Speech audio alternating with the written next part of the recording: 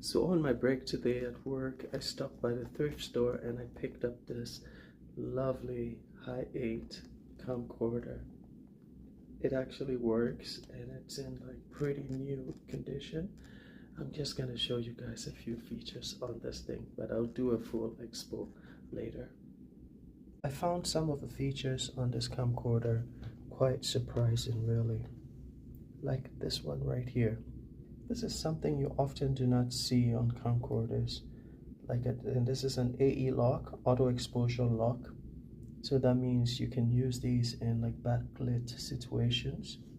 It also has a mic input and has these auto settings right here. This dial is pretty cool.